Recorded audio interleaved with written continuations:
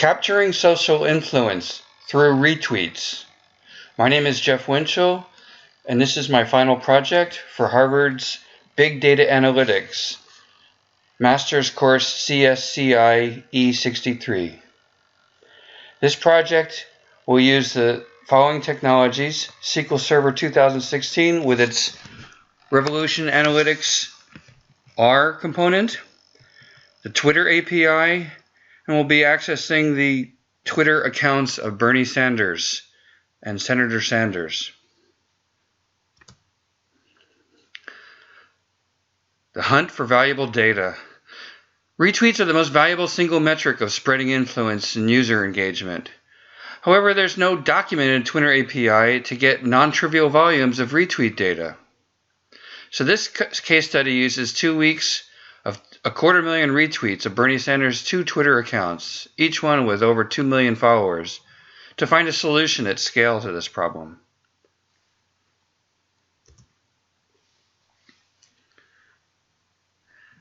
As you can see from the Twitter API documentation, the get retweets function can only capture the 100 most recent retweets of a given tweet. However, influential tweets can have many more retweets. On average, Bernie Sanders tweets are getting 2,000 retweets per tweet, some peaking up to 20,000 retweets for a given tweet.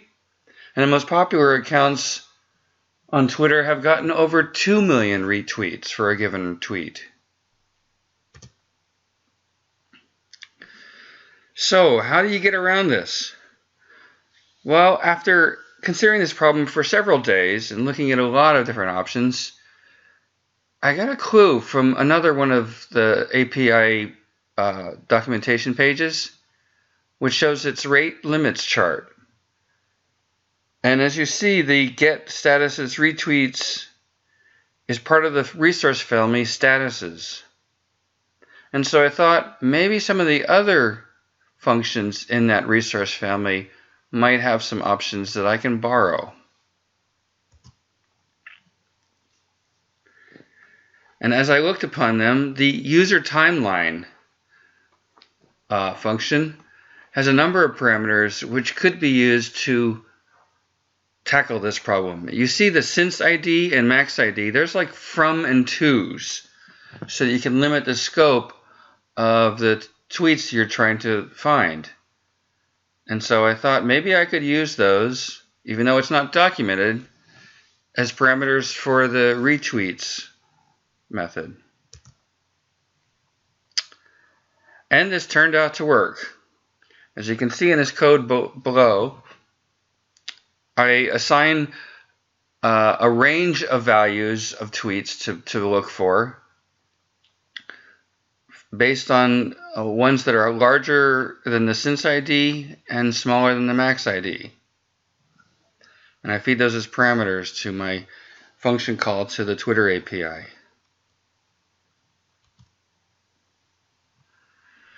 You can see from the SQL that's used to feed this function, I've partitioned the tweet IDs for the retweet IDs for a given tweet into 10 different buckets.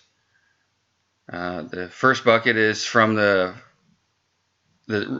first possible tweet ID, because tweet IDs are sequential in time. So a given tweet will have retweets that always have a tweet ID that are higher than the original tweet. And so the first ID is naturally 1 greater than the original tweet's ID. And then I take into equally proportions between the minimum retweet ID that I've found so far and the maximum retweet ID I've found so far into 8 buckets, and then a final bucket for any tweets that might be higher than the maximum ID that I've found so far. The other issue is the rate limits that Twitter has. Now, if you have a special account, you can have those rate limits removed. But for the vast majority of people who are using the public API, the rate limits require or limit you to not that much data collected over a period of time. And if you're trying to look at big data stream, this could limit you to taking days, weeks, or maybe even months to collect your data. So one solution around that is to create multiple accounts, multiple apps, so that you get that many more. In the case of this application, I created 34 different IDs. So I had 34 times the amount of data that I could query at a given time frame. And I cycle through those different accounts in this code below, where you see it. Once I've exhausted the amount of data requests for a given account in a given time period, I cycle through the other accounts to find out if they have any available request slots. And if none of them do, then I wait. By default, Twitter makes you wait 15 minutes at most to get your requests replenished so that you can make more calls. The other issue is that some of the methods, and particularly getting the followers for a given Twitter account, can capture a great amount of data but not give it to you all at one time. So you page through the data. In these cases, you can get up to 5,000 followers for a given account, and they'll send them to you at a page of about 100 or so page, and you flip through the pages using this cursor property. You pass it the initial value of the smallest tweet ID or account ID that you're looking for, and it will then return to you what's the largest value of the current page, and then you use that to feed the next call as you loop through paging and paging. Each time the numbers will increase.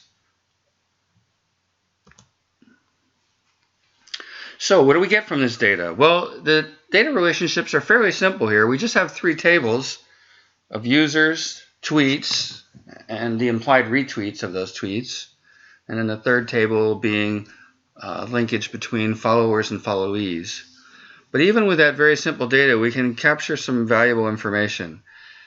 In this case, I found that only 8% of Bernie's tweets come from those not following his accounts. So the vast amount of retweets are coming from people who are already following the account. And if you want to reach a larger audience, you need to find other ways to get people to see your tweets besides counting on your followers to see them. Better hashtags or other keywords are two of the most popular ways to get other people to see your tweets. Another thing that I found is that Bernie Sanders has two different accounts. His original account as a senator, and then his re-election account, which is the one that's at Bernie Sanders. And there's a lot of overlap between these two accounts. About half of the accounts are in both accounts. The problem is that the tweets that are sent on each individual account are different. And so if you want to have your people see the tweets on a particular account, you can't rely on them also being in the other account. So possibly there can be more efforts to tailor the tweets or to get more followers to be in both accounts, or somehow collapse the two. Another thing we found is, when is it that you should tweet in order to get the most retweets? Well, it looks like when you tweet in the middle of the week, you get retweets sooner. This looks at the time lag between the original tweet and the retweet for every single retweet. And as far as time of day, well, it looks like dinner time is an interesting time, because you see in this box and whiskers plot that the average, which is the solid bar, is lowest at 5 o'clock Eastern time.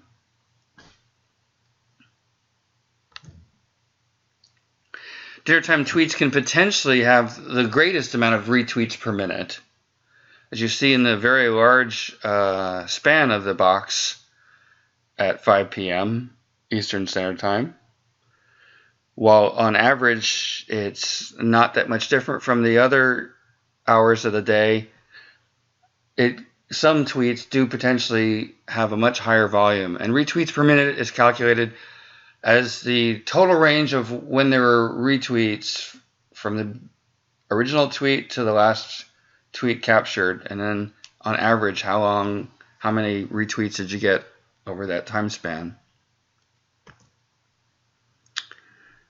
And it's interesting to note that the 2 days after Election Day is usually on Tuesdays, is where you're likely to have the highest retweet volumes. So in looking at all of these different parameters, Wednesdays and Thursdays at dinner time is by far the best time to send out a tweet in order to get the most influence and have the most people retweeting your tweets. And just to finalize on this, most people retweet very soon after the original tweet, and then it tapers off greatly. And so after a few hours from your original tweet, you won't have that many people retweeting that tweet again.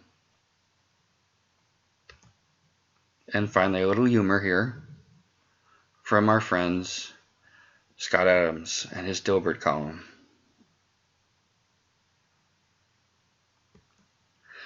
Thank you.